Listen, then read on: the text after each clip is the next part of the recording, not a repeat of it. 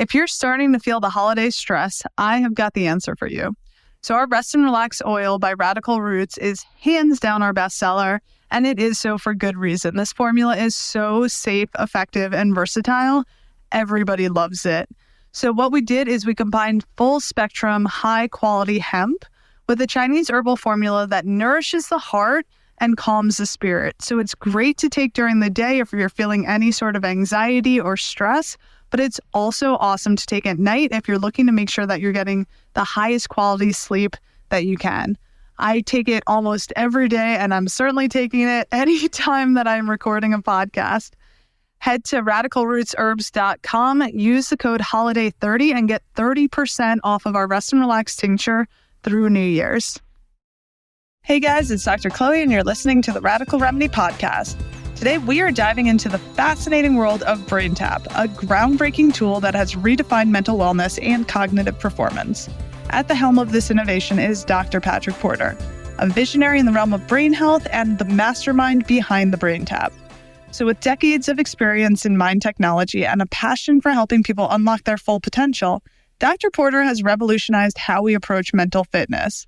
BrainTap, with its unique blend of binaural beats, guided visualization, and cutting-edge technology, offers a gateway to a more focused, relaxed, and resilient mind.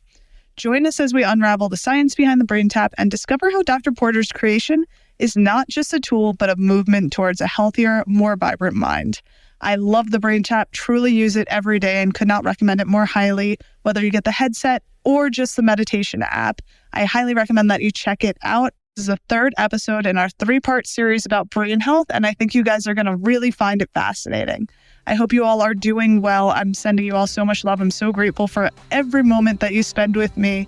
Please like, share, and comment so that I can know what's resonating with you and how I can support you best on this journey. Have a wonderful day. All right, everybody. I'm here today with a very good friend and somebody that I am in complete awe of.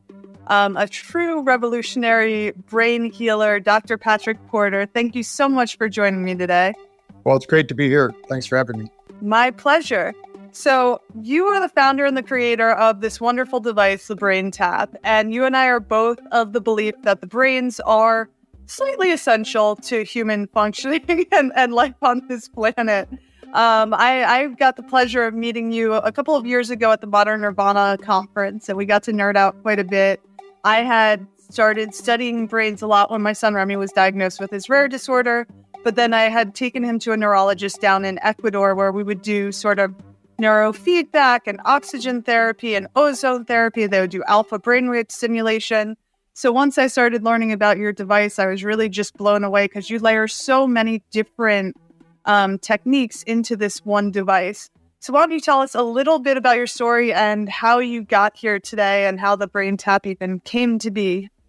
Okay. I wasn't the total motivation, but I was one of those children that didn't do well in school. In fact, I was held back in second grade. So, but really started because my dad got help with his alcoholism, and he got help through something called the Silva method. And it helped him so much that he became a Silva instructor, one of the first in the country. So I grew up after about 12 years old, every other weekend going and setting up chairs and pretty much doing what I'm doing now, going to trade shows, having people, try out. At that time, it was the Silva method and doing GSR. We used a sound called isochronic tone that balanced the brain. We could play it in the classroom while we were doing the sessions. So in doing that, a series of events, God puts you in the right places. And I met a group called Light and Sound Research. And I was part of a team that took a big piece of equipment. It was about $10,000. This was back in the 80s. So you can imagine what it would cost today's money. But nobody could afford it really. I mean, clinics weren't buying it. It just wasn't going anywhere. But I loved it. And a situation happened that they were stranded in my hometown of Scottsdale, Arizona. And I invited them over and I said, I have a degree in electronics. I can help rebuild this. So we actually, just in playing around with this big unit, we built a couple prototypes. And I said, this little machine, this could be good. How much can we build it for? And we built it with parts from a company called Radio Shack, which some people might remember that are out there. And so we built up a few of those. I think it was 10 at first. I went and sold them all in less than a week. And the guys at the group with light and sound. They go, people bought those, and how much did they buy them for? And I said, $450. And I said, it's going to pay the rent. We didn't have any money. So, I had clients, I had to stop smoking clinics. So I was sending them home with it to do therapy at home because at that time they were coming into the clinic. And so one thing led to the other. And then I sold that company actually in 2002. It was called Positive Changes. And then in 2012, that company went out. And so I sold it on terms. And then in 2013, I thought, well, I'm not really done. Let me recreate this. And people that knew my old technology, it was really clunky looking. I mean, now we need to re-up this one actually, because we've been making it since 2013. But it's at least everything's in one place. So we took a headset, we built in the technology of light, sound, and vibration into one headset. There's actually 5 technologies in there when you include the spoken word and you include music. So all those technologies are validated on their own. They all work, just like neurofeedback works. But what can you do that's cost effective? My goal has always been, how can we help the masses? People have always asked me, why don't you charge $10,000 for this? Or now with all the research we have, we probably could charge.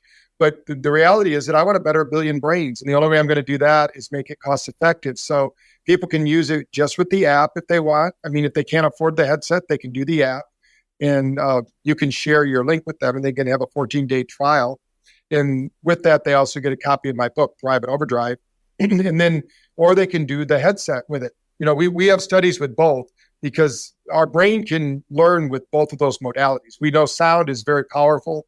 They've been using it since the dawn of history, with shaman drums and things like that. So what we did over the years, my kind of background is I love ancient traditions. I love going to India. I'm going to Brazil next month. I love going and learning about what they used to do to get these altered states and to get the brain to function. And then how do we make modern technology out of it? So we've got a lot of neat things coming. And the group in Brazil that I'm going to meet, actually, those that are wondering, they actually did 3 studies for us where we beat out opioids in 3 different studies just using the app. So I want to go down there. We're going to set up a study with the headset because I think we could really blow it away with the headset because the headset has anywhere between 30 to 50% better efficacy depending upon the person. Oh, wow. That's incredible. Yeah, I have experience with using it for pain management. I used it for a dental procedure, not any sort of drilling, but a pretty extensive one. And I just put on the BrainTap, and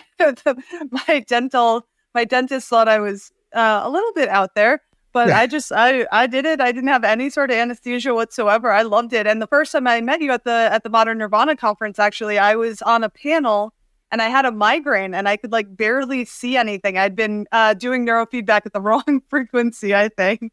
So I'd been getting migraines and I tried the Happy, and obviously I own a CBD company. So I took a whole bunch of CBD and nothing was touching it. You guys just had me lay down and I think it was like an 8-minute or 10-minute session. I don't even remember which one it was.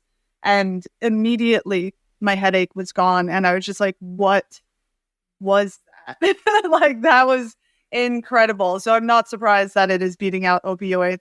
That's something that's actually really interesting. I would love for you to explain a little bit how the brain creates these chemicals and how you're able to do that with the headset. I guess it's a very long explanation, I'm sure, but just sort of how does the brain regulate hormones? How does it sort of work with some of these tones and lights in order to actually activate some of these neurochemicals?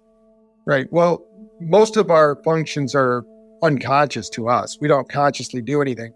So we have to have really a master control center. So think of your brain like the master control center, and it's instructing the gut what to do. Like all those neurotransmitters, pretty much all of them are made in the gut. The gut is really, if you want to call it the second brain, it's for sure the second brain. Could be the first brain because, we have these primitive reflexes and how it works, and then we have the heart brain, we have 40,000 specialized cells in our heart that they now know are brain cells that are, or they call them neutrino cells, but they have memories. They have their own thinking process. It's independent of our brain between our ears. So all of these, when they're together, is called coherence. You have this communication that happens. That's what we're measuring when you have things like aura or, BioStrap or Whoop or all these different devices that we have. And so when the body's regulating perfectly, let's say, or at least within the range of acceptability, then the brain is always sending to the gut what it needs in this next 40 seconds. Every cell of your body is changing every 40 seconds. Every DNA pair is changing every 40 seconds. You're never the same person, even though we try to be, or people with addictions especially try to be, but they can't be, because the body is always changing based on your environment, based on what you consume. That's why when you gave me your little droppers that we take before we do BrainTap, and you go even deeper, because if you can present the right materials, think of the brain as the assembler of like what happens on Star Trek when people go in and they say, hey, give me Earl Grey hot, and it makes them a cup of tea. Well, our brain, basically, whatever we think and bring into being at our unconscious level, it brings it into physical reality. So during this transition, what happens is the brain sends a signal to the gut produces the neurotransmitter. Now, when we think about, and then that modulates the hormones. So let's say that you're going to relax, or you're going to go out and have some fun with some friends, and it's going to be a creative outing. You're probably going to drop into alpha. That's why when you're around your friends, time seems to fly. So when we're sitting here talking and we're in a beta state, this is our reactionary mind, and this is where dopamine is really king. And most people don't realize that dopamine is triggered by the expectation of doing something, not the doing of something. That's why people get addicted. When they do it, you seem like they'd be satisfied, but they're not. It's the thinking about it. So what we have to do, that's why it's so hard for people to meditate, really, because they have an expectation. That's why Buddha says, cease expecting and you have all things. Because when you're expecting, it basically is an adjutant. So it's going to keep you out of the meditative state. And that's where the monkey mind takes over. So if we want to create acetylcholine, which is the feel good, then, basically it's a calmer. And that's why, for children, it's so good. The alpha training and things like that, like in Silva, is it's going to produce more acetylcholine. And that acetylcholine is going to have you relax. You're going to fall in love. And so we can do that with BrainTap doing that. You can also do it in nature. You can go for a forest walk. You can go sit by the ocean. These are all things because the earth itself has frequencies, right? The earth has, if you and I were on a spaceship going toward Earth, it would have a 0.05 to 100 evoke potential. Our brain actually has a 0.05 to 100 evoke potential, which means it's always matching its environment. So there are people, I'm sure you know, like I do, that they won't go to the mall during the holidays. It's just too crazy. They're not going to step foot in there, and mainly because they're sensitive and their nervous system gets hijacked, and they start having more emotional outbursts and things like that because their nervous system isn't regulated. When we get into theta, that's that place right before sleep where they call it a hypnagogic state, where you have these lucid dreams in that. That's because when you get into theta, your brain is telling your gut to produce GABA. GABA is a precursor to DMT. So what happens is your body goes, oh, there's GABA here, there's DMT. And that's why you sleep through the night. And in those people that have a lot of theta, they have more dreams, and they have the lucid dreaming and things like that. Now, when you get to delta, this is where you get the happy hormone, the serotonin, but most people have too much serotonin. That's why the SSRIs aren't working. I mean, literally, the placebo effect is 40%, and they have never beat 40%. So the pill is working because the people believe it's working, not because it's doing anything physiologically to the body.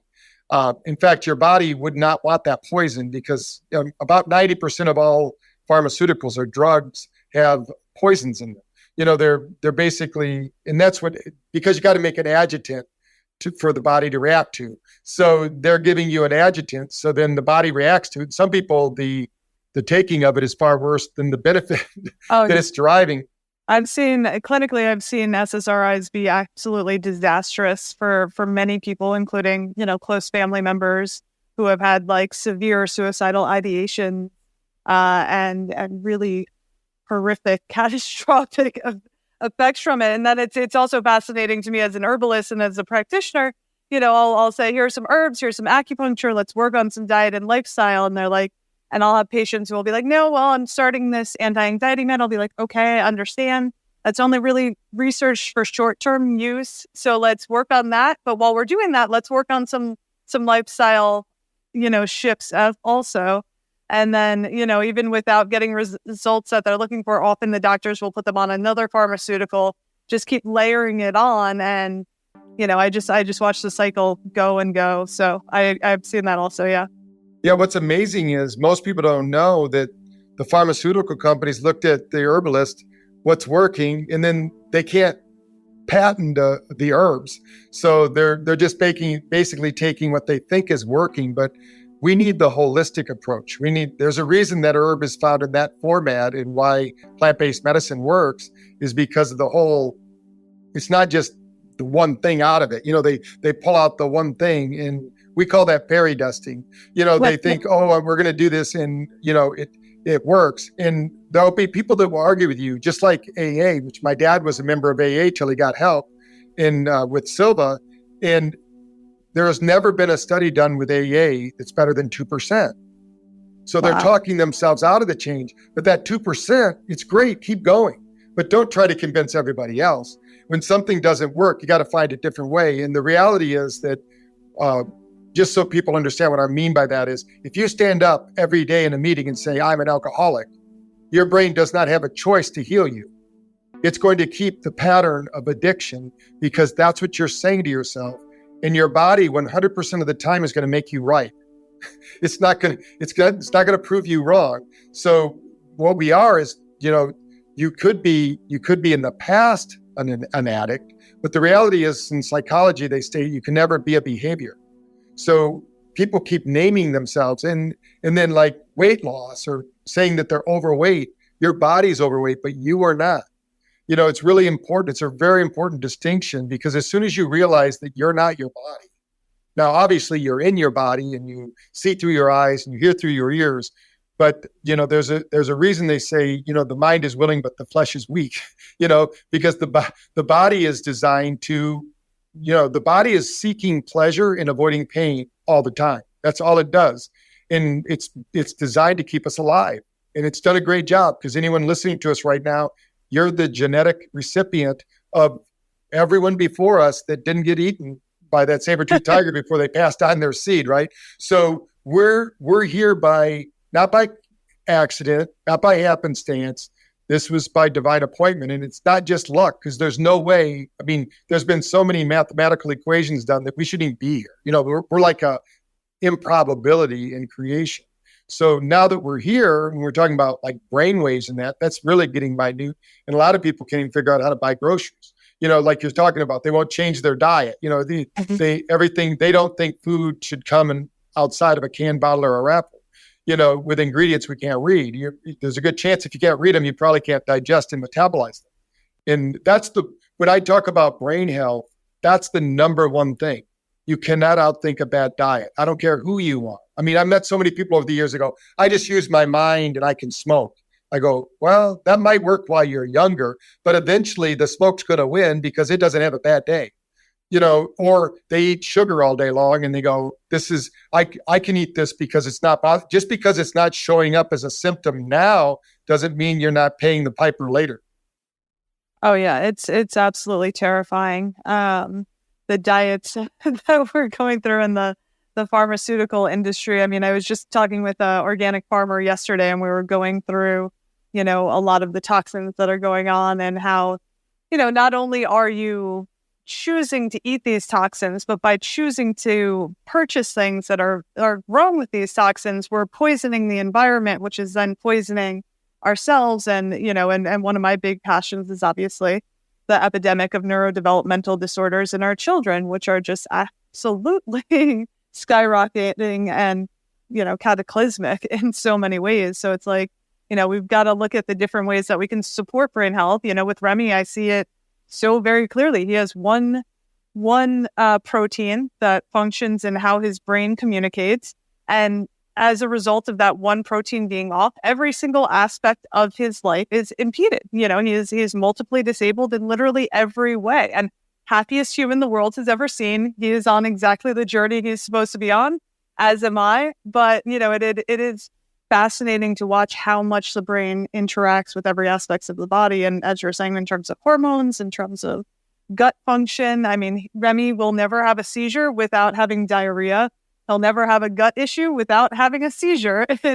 It's night and day with him. So it's been really fascinating to watch. And I really hope that people start taking their brain health much more seriously instead of just trying to put a Band-Aid on it with these SSRIs. I just read a study that 68% of millennials are on pharmaceuticals, and most of those are antidepressants. And while I think that perhaps there's a role for it, especially in severe situations, for short-term, support, it's really essential that people start building, eating good food, but also building these habits. And that's one of the things that I think is so remarkable about your technology, as you were saying, is you can just use it in the headset, or you can use it just with the app. And either way, it's really, really profoundly shifting your ability to downregulate, to calm your nervous system, let alone all of the other different layers that you have in there. I'd like to talk a little bit about, let's talk about the subconscious a little bit, because I love using your device at night as I'm falling asleep, because my thought is I'm getting into that theta, which is allowing that to really get deeper into my subconscious. So I love listening to you and having your positive affirmations go into my brain as I'm falling asleep. So tell us a little bit about the subconscious and how that works. Yeah, and you picked up exactly why we recommend that. I mean, when I used to fall asleep in front of the TV, as a child, I might be watching a military movie, then I find myself in the military movie. And I started thinking, what if I started listening to something positive?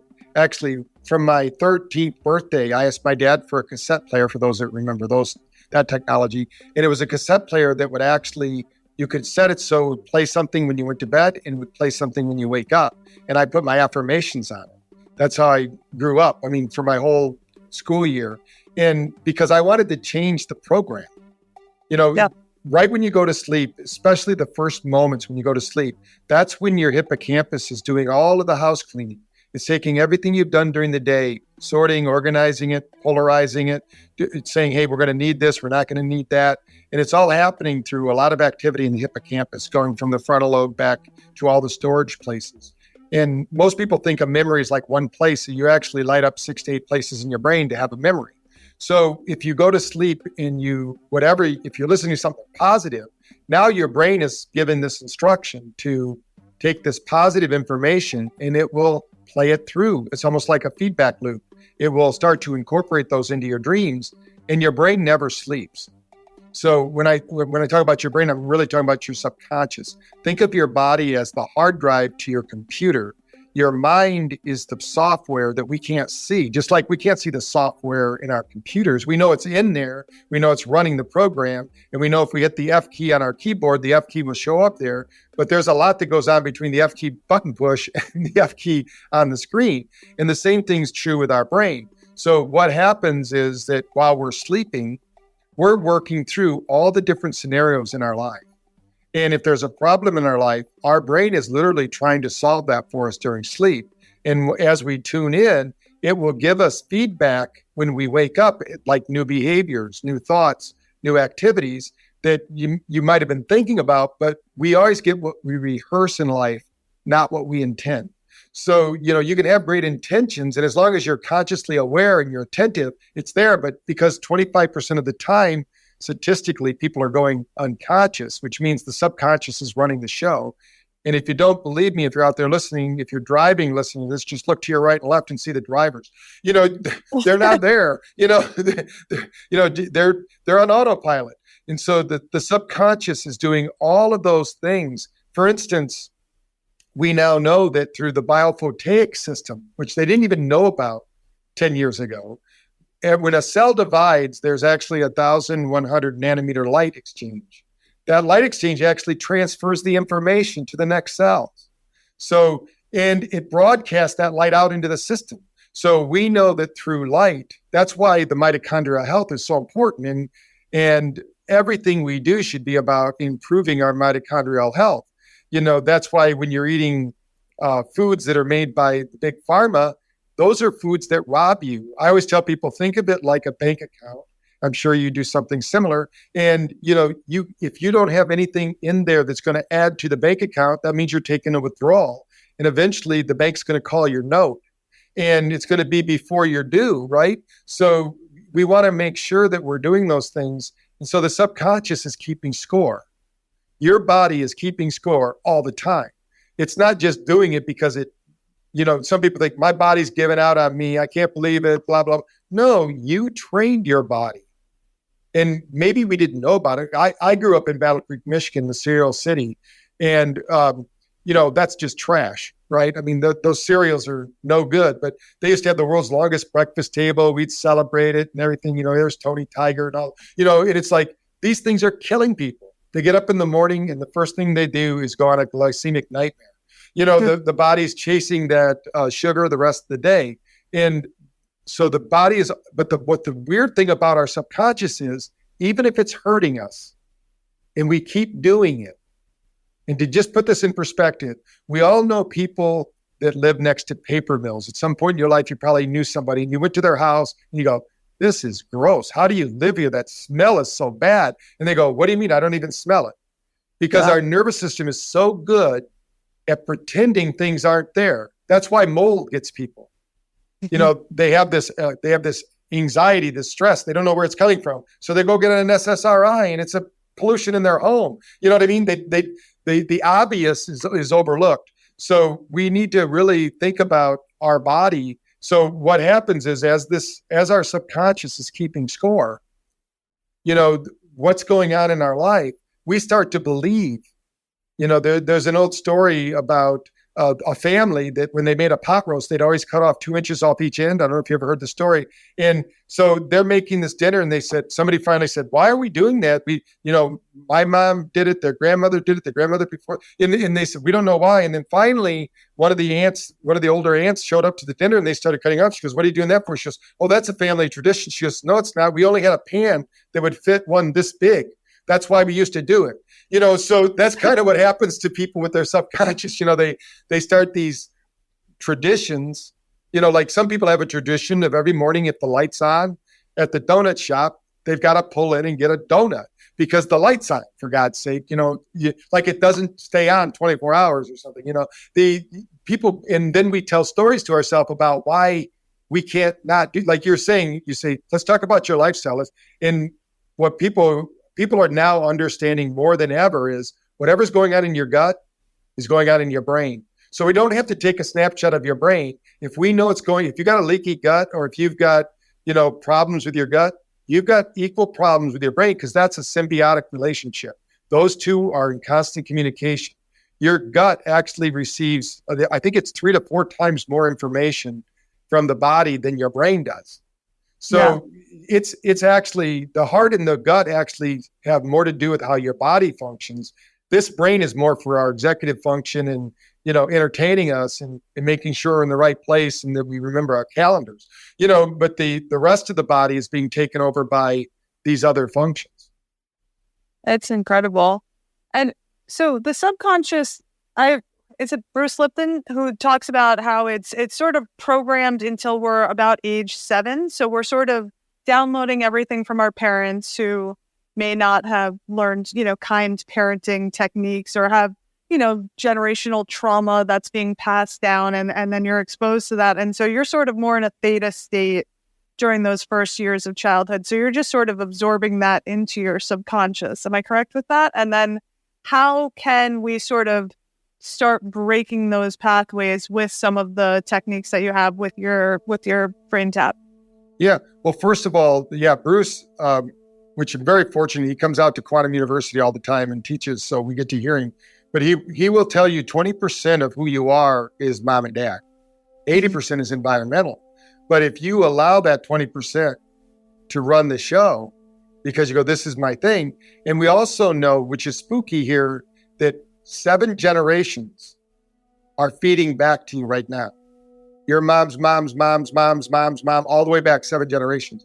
And they believe, this is the weird part of quantum physics, they believe that 7 generations in the future are feeding back to you. So there's 14 generations. And so they've done it with different plants and things to show that it has an effect, like Eli Lilly and things like that. They, when they do different experiments to show how the biological system works. So what we have to do to stop that is we literally have to become aware of it. That's why awareness is number one. You have to be aware that you're doing it. A lot of people don't even know. As an example, let's say that somebody's eating so fast and you're eating with them and you go, hey, nobody's going to steal your food, just slow down a little bit, you can breathe, we used to joke, my grandpa taught us how to eat because he was during the Depression. So he'd have us put our arm around our food and we'd have our forks and we could poke people in the back of the hand if they were going after our food, that's what we're not in we should all be respectful of food, of course, but some of this training is crazy, right? And of course, my dad took a week to retrain us. He said, okay, take a bite of food, put your fork down, sit, do the sit, because he was trying to teach us. Chew your food. There were 9 of us. So imagine a tribe doing that kind of craziness. And the old joke was the priest came over to dinner and the lights went out and there was only 1 pork chop left. And when the lights came back on, there were 9 forks in the back of the hand of the priest reaching for the pork chop. That was our house. We were always fighting over food. But the reality is that, and I'm very fortunate. My dad was 400 pounds. My mother was 350. So we know how to eat. And they got help. My dad got help not only from his alcoholism but for his weight, because we realized nutrition. That's what started us in all this. Was nutrition. And I think the first thing you need to do is because nutrition, you get hijacked. So there's the amygdala that gets hijacked, and it can get hijacked by foods or beverages or alcohol, so there's a reason they call alcohol spirits, so when you get possessed, right, you become somebody different. So when you think about that, I think the first thing we need to do is, in the same time, I'm not saying one over the other, but you need to cut down on your sugar. Now, if you can't cut down on sugar right now, increase your fiber. Figure out fiber foods, high fiber, because that's going to slow down sugar. That's really what we're talking about here. So the more you can slow down sugar to the system, the better your brain's going to work. Number 2, you got to get up and move. You can't sit on your butt. When you're sitting all day, because we now live in a brain economy, not a farming economy.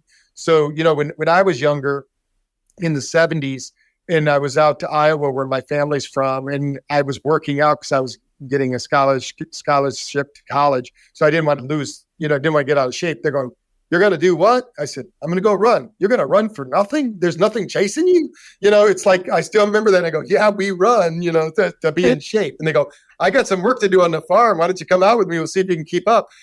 That's a different level, right? So now we're sitting behind our computers. We're sitting around. I'm standing right now because I try to stand at least half the day, if not more. I have a stand-up desk and I have a sitting desk. And so if we can stand more or do something like Tai Chi, breathe, or yoga. Now, BrainTap, the reason it works is we're going to interrupt the pattern.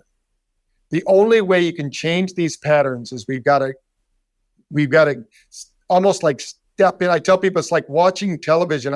I'm in North Carolina, so we have hurricanes, right? So you're watching a movie, all of a sudden, beep, beep, beep, beep, beep. We interrupt this movie to tell you there's a Hurricane Florence is off the coast. Well, immediately, if it's close enough, you're going to stop watching that movie. You're going to take care of the hurricane. A lot of people don't realize they got a hurricane off their right bow and they've never done anything.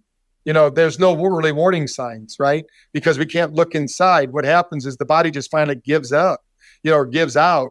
And so daily, I believe you should have some form of mental exercise.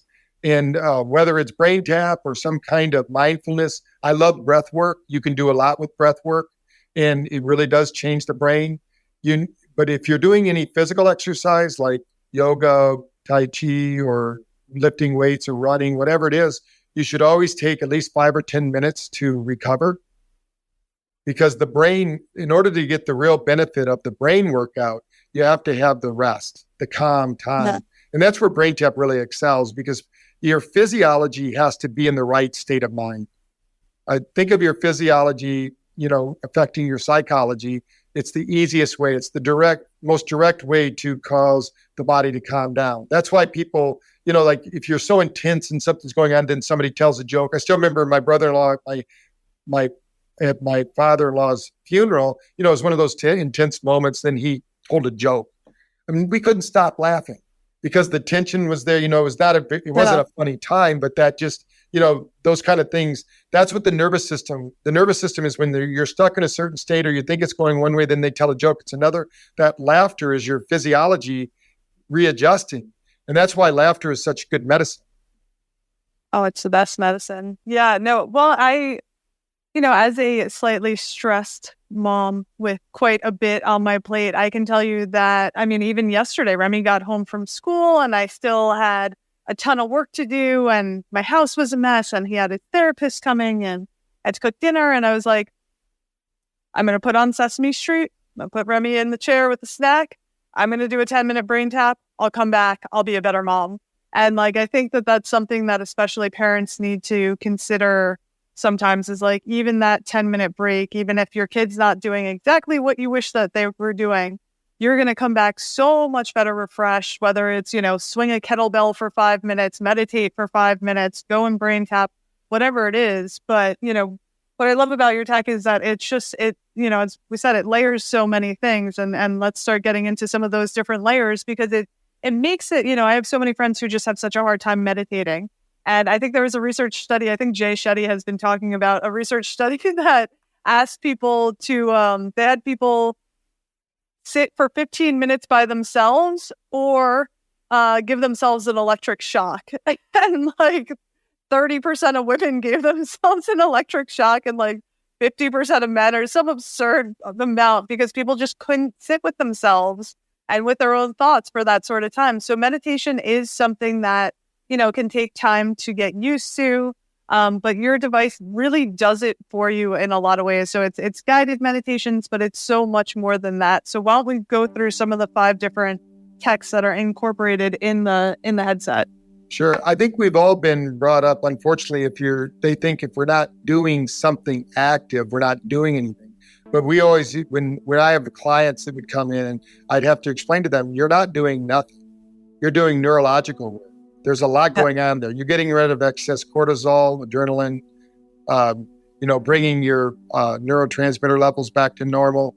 There's a lot going on. You're getting rid of cortisol, in the system. There's a lot going on there. So the first technology that I like to bring to people's awareness is sound, because sound has been around for thousands of years. We've used it beneficially.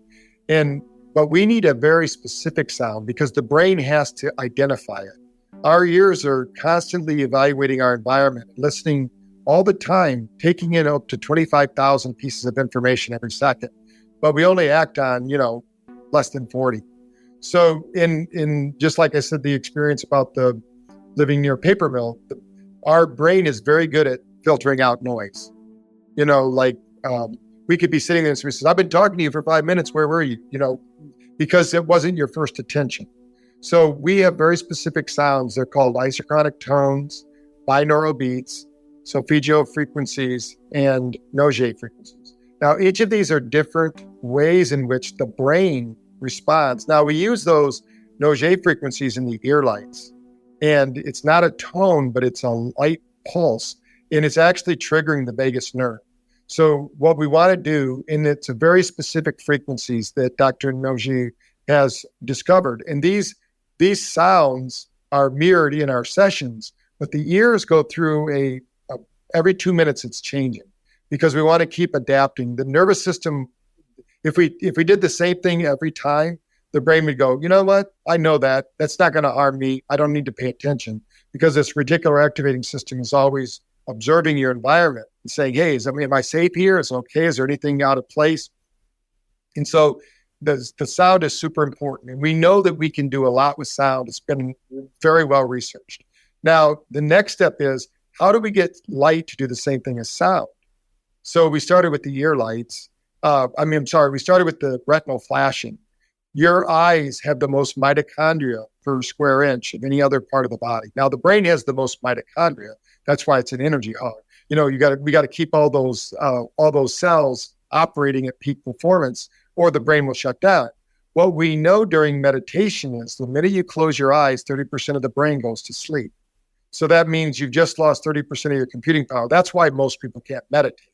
And if you read, and I've been very fortunate to go to India so many times and with the AIMS Institute, what they said was the yogis invented yoga to get the body ready for meditation.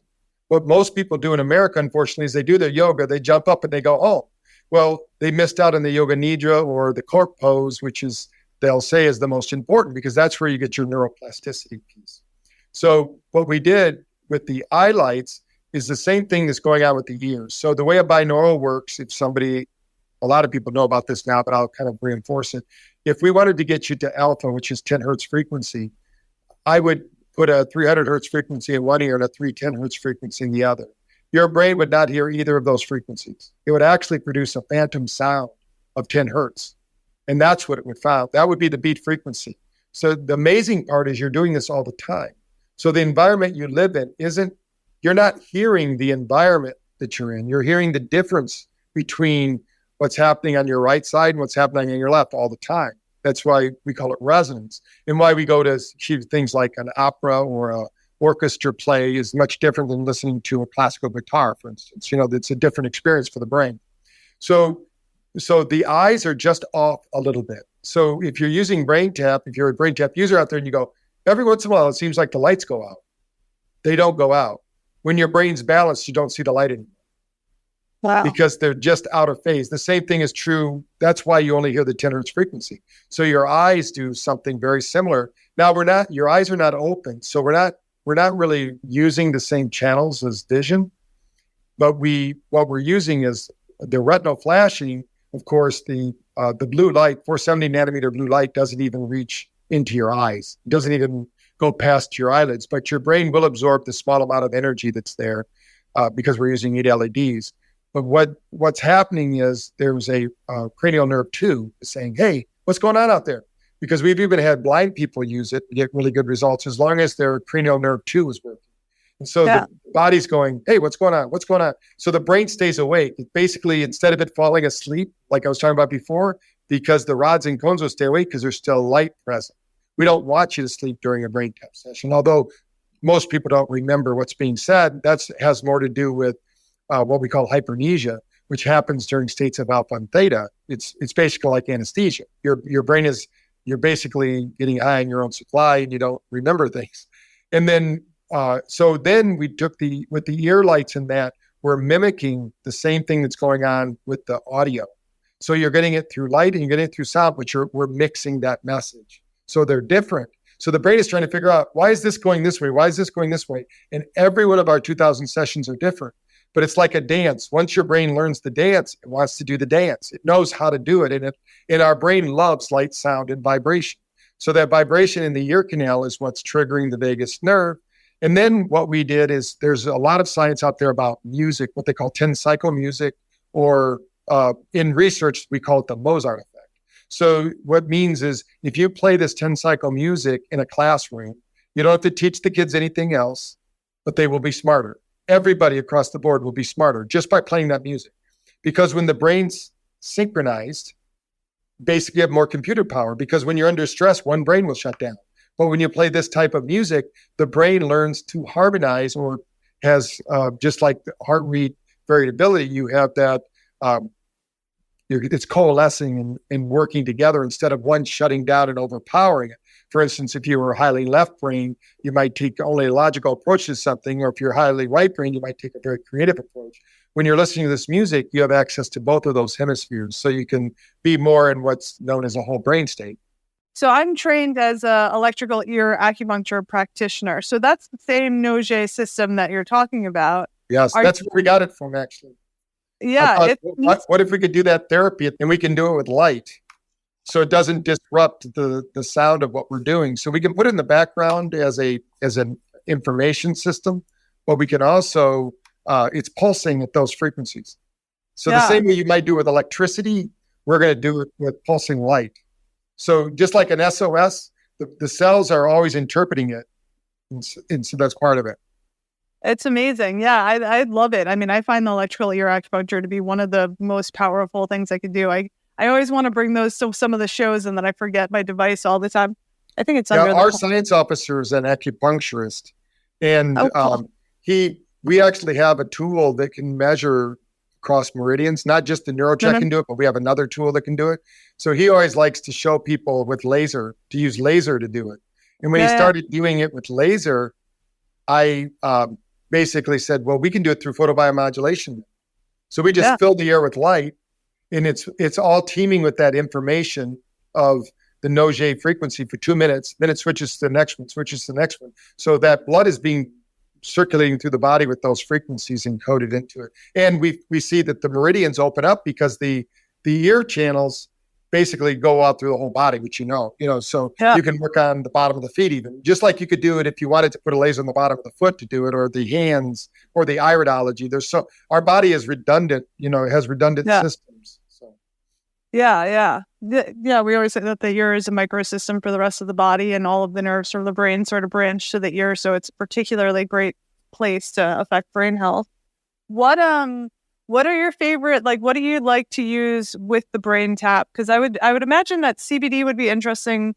Obviously, I nerd on CBD, but it does neurogenesis in the hippocampus, and then helps, regulate brainwave activity and calm any sort of inflammation. There are a lot of other herbs that I like are coming to mind in terms of increasing blood flow to the brain. But what are some of the things that you enjoy using with the brain? One of the things that I recommend, especially in this day and age, there's a company called Optimum Health Systems where I get a product called Be Awake, and it's multiple B vitamins, but it's mainly the active one is niacin. And niacin is so important for mental wellness right now. People aren't getting enough of it. But some people can't handle the big doses, or when they're eating it plain. You will have a niacin flush. They do sell it other ways. I believe the flush is important because I always quote, there was a research project that came out that said peanut oil was healthy. It was years ago, right? But they didn't tell you that 3 months after the study, all the monkeys in the study died. And the reason they died was all the oil wasn't in their bloodstream. It was in their capillaries. So that's what's happening to people today. They're stripping out their arteries with these statins and things, but all the problems in their capillaries. So the niacin flush, along with the light therapy, is what they call angiogenesis. We can build new capillaries. Yeah. And it goes throughout the whole body. That's what light does. Red light does that throughout the whole body. That's what our body does. And it does it based on the Fibonacci sequence. So the first time you use it, you get 1. The next time you use it, you get 1 plus 1. The next time you do it, you get 3, and then it's 6 and 9. And they just keep spiraling. And pretty soon you have these highways this is where nutrients get to the end result. That's why a lot of people, when you do the oxygen test, they go, my aura says I got a 98. Why am I not absorbing? Because the aura is not even close to accurate on what you really absorb, So it's basically giving us information that makes everybody feel good. They put all their scores so you just like it. They're if you want to do your sleep score, don't count on aura. You need to get like BioStrap or something like that because they're more accurate. Yeah, the BioStrap is way better in my opinion. I got the aura so that I could track Remy's seizures at nighttime when he has a seizure cluster. And I remember one night he had 6 or 7 seizures, and I get up in the morning, I haven't slept at all, and I'm just a total zombie. And I look at it and it's like, you slept beautifully through the night. And I was like, I'm out, I'm done. And then I got the BioStrap at the conference, I think the Miami one, and that one seems very much more accurate. It felt very true to how I felt when I'd wake up and I'd be like, okay, yeah, I do feel like I got that level of sleep. Yeah, it is fascinating. That's so cool. Niacin is a very interesting supplement. Also anything that opens up the heart right now. We're finding that the pericardium and the triple heater and all those that you know about, those meridians are just getting clobbered right now. I mean, when I see somebody that if they have the 3 strikes, you're out, the heart meridian, the triple heater, and that, if they're all low, I'll say, did you take the vaccine or did you have COVID? You know, and it seems like that's attacking the heart.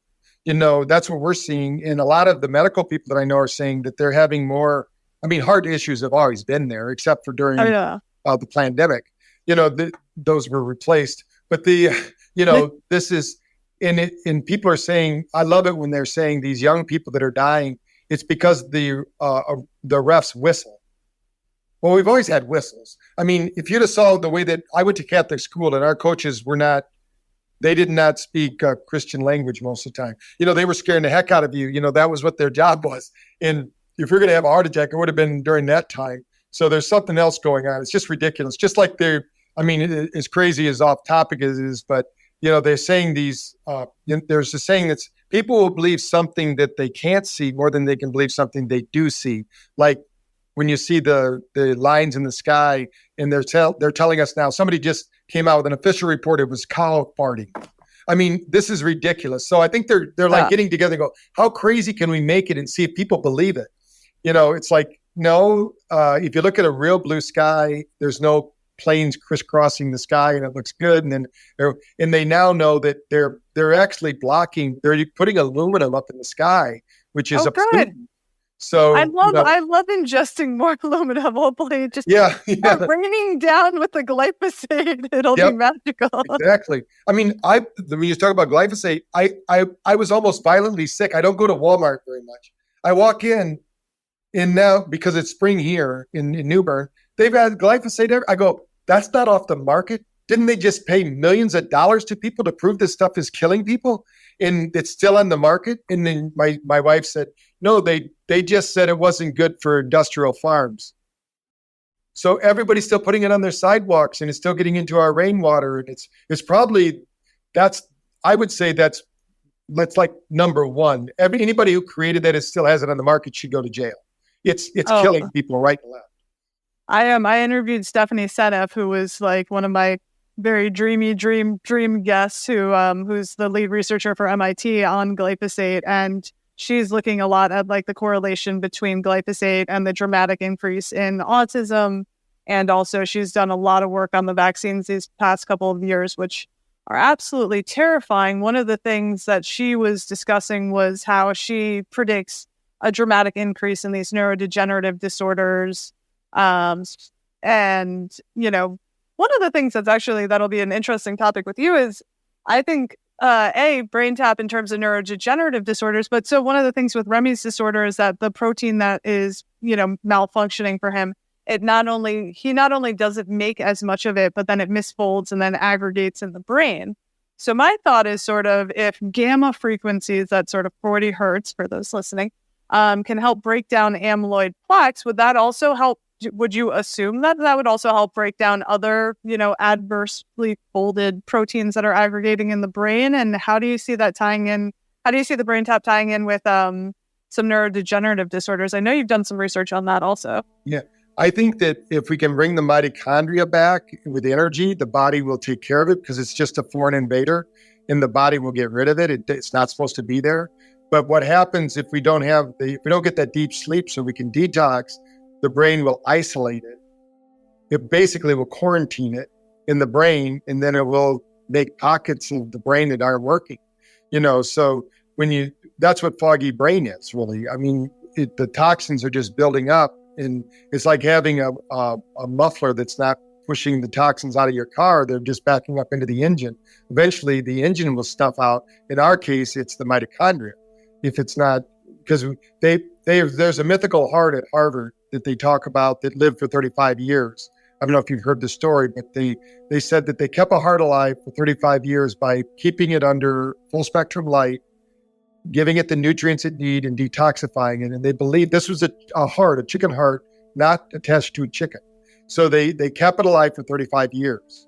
And the end result of the study showed that cells are not designed to age and die. It's the toxic load that causes them to age and die. If we can give them the right nutrient and we can get rid of the toxins, the cells will regenerate into forever, I guess. The claim is that some janitor forgot to feed it on one weekend or something.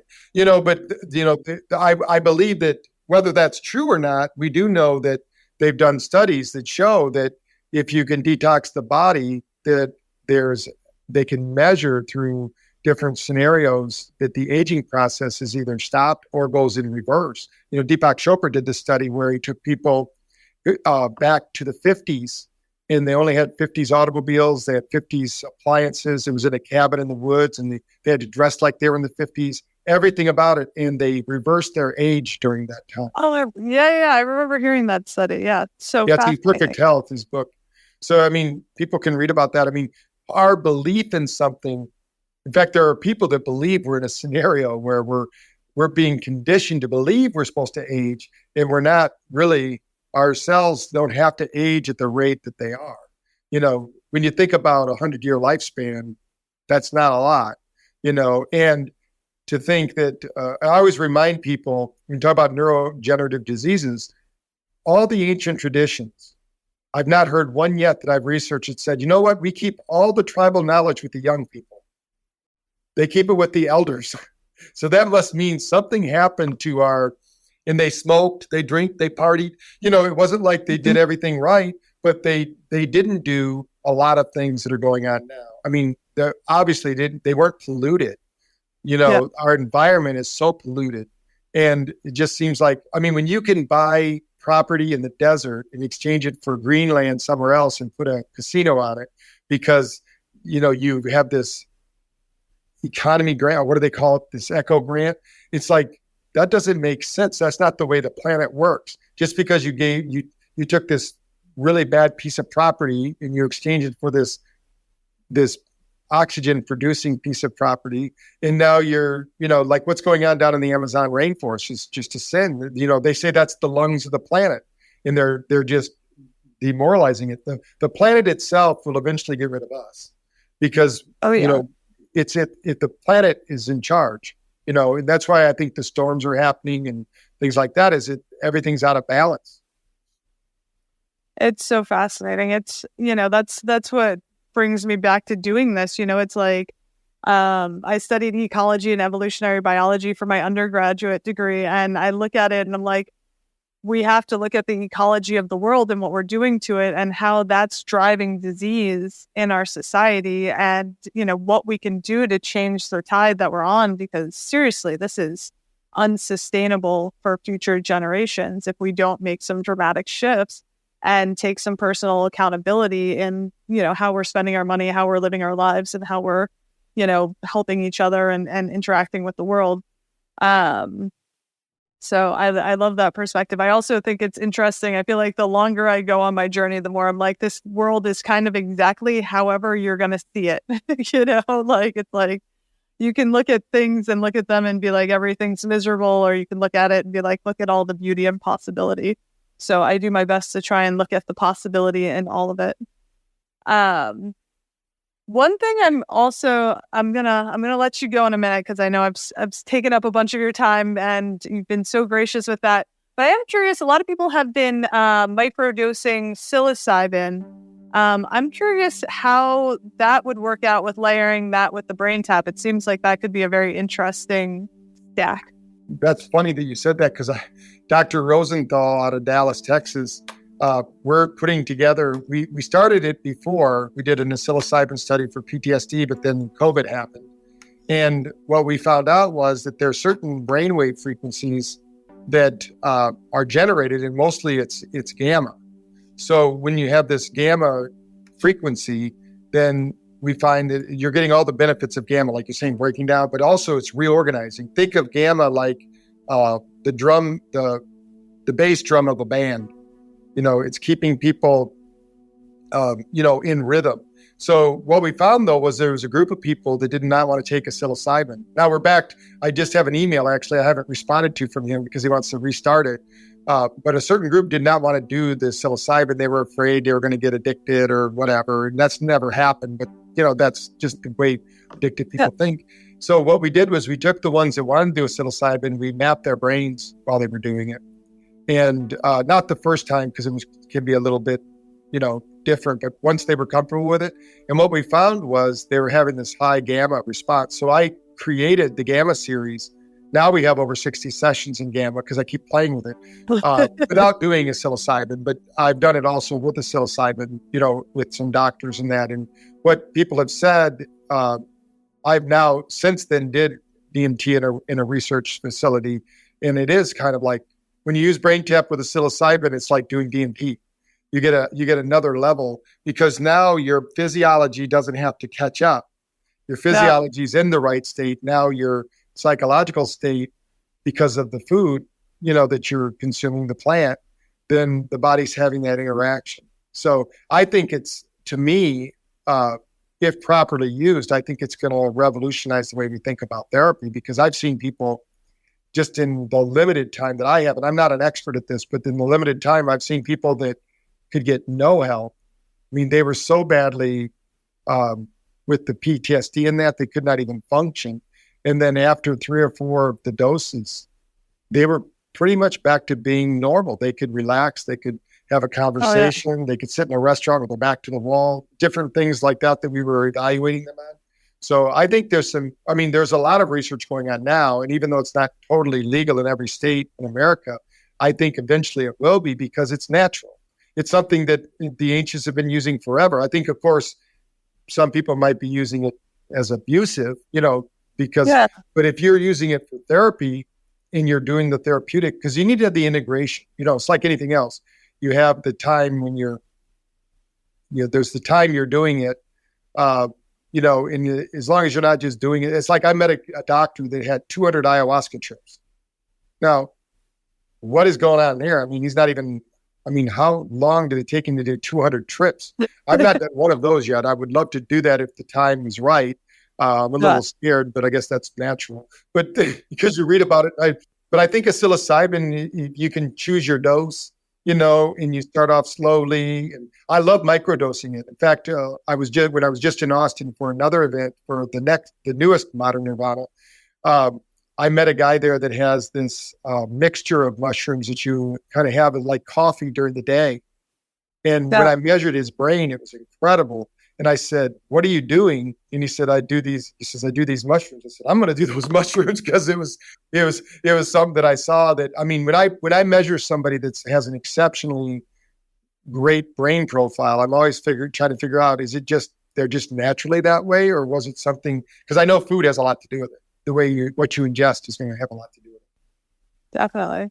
Yeah, no, I find psilocybin really fascinating, and it's exciting to see what's going to come with it. In Colorado, it was just legalized, and it'll be interesting to see how it'll be integrated into treatment clinics and potentially bastardized by the finances like cannabis has. I know it's been really hard for me with like a very small CBD company to go up against these big companies that have really crappy products, but a whole lot of money. And, I'm like, that's not herbal medicine, but I digress. Well, we have a lot of really good results with people doing CBD. My wife is one of them, and BrainTap, because we have cannabinoid receptors, the brain. And then when you're doing it at the same time as BrainTap, now again, it's just like that psilocybin. You're in the right physiological state. You don't have to wait for the body to catch up, because there's going to be lag time. The physical body is going to be a lot less responsive than the psychological body or the mind. So we basically, if you want to have a real solution, you got to do both. So. Yeah. Amazing. Okay. And my very last question, just for my own interest and probably anybody else who's listening, what are your favorite brain taps, and give me one that I haven't tried before, because I've tried almost all of them. I've been doing a lot of the breathwork ones on there, and I love those. We're going to have more too, the breath masters, because we just did a deal with the top 12 breath masters. We're going to get some sessions from them. So I love those myself. I every morning will do in my infrared sauna. It's a pop-up sauna. At the office here, I do have a in-light sauna, but at home I have a pop-up. I do gamma every night. I go through the solfeggio frequencies. Every morning. And then I will do an SMR training on the In Harmony. I have an In Harmony relaxation pad, and I do that every morning. And while I'm doing that, I do my TM meditation. So that's what I do. Now, when I'm at the office, I always do an afternoon session. I usually do 2 sessions in the morning, because the gamma, I still, as you age, you need to exercise that SMR. So I'm always doing that one. And then during the day, I like, there's one that's called Busting Loose from the Money Game. It was a friend of mine. I've tried that one. And I like that. And I like doing some of the stress reduction, but I have to listen to every session because I'm encoding them. So usually whatever I'm encoding that week or doing, that's the ones I'm listening to at the office. So I'll encode them. I'll go listen to them, make sure that there's no anomalies in them or something like that.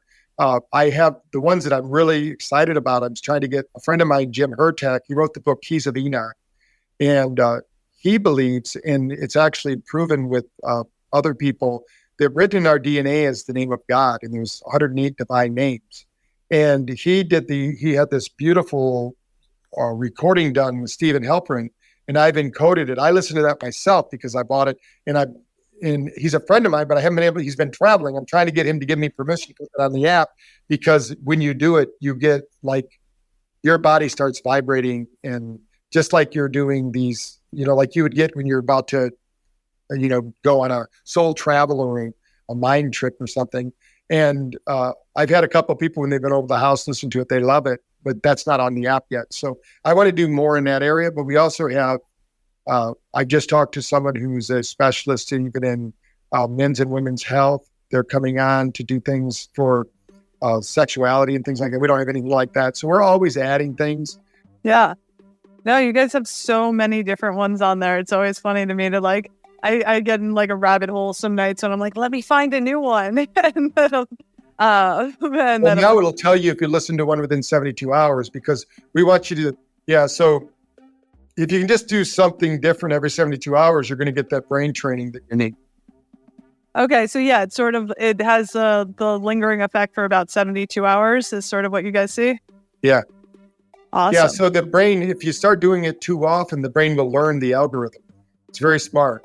So we want to keep changing it up so it can't guess what you're going to do next. And so you still keep getting that training. Well, I love it. As I said, it's truly the biohack I use the most. I've got my hyperbaric here, my biocharger over there. I use my BrainTap twice a day. I have since I got it. I got one for my boyfriend for Christmas, one of my best friends last year. I'm obsessed with it. So genuinely, I'm very grateful for the tech. I'm so excited to see, how you guys continue to innovate with it. And I'm really, really, really grateful for your time and expertise. Thank you so much for joining me. All right. Well, thanks for having me. We're out there to better 1 billion brains, and you're helping us reach them. So thank you. Oh, you're going to do it. I love it.